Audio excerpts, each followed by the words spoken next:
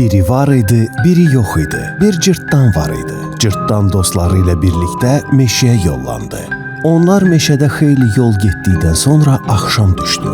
Uşaqlar meşədən çıxanda gördülər ki, bir tərəfdən işıq gəlir, digər tərəfdə it hürür. Cırtdan qorxaraq işıq gələn tərəfi seçdi. Yol onları divin evinə apardı. Div onlara qayğı göstərdi. Hər kəs yatanda div uşaqları yoxladı. Kim yatmış, kim oyaq?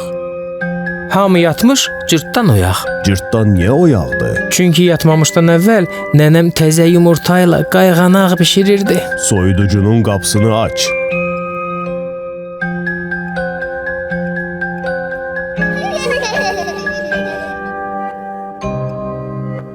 Təravətli və təzə yeməklər Bespoke AI soyuducusu ilə ərsəyə gəldi. Bespoke AI ilə daha rahat həyat.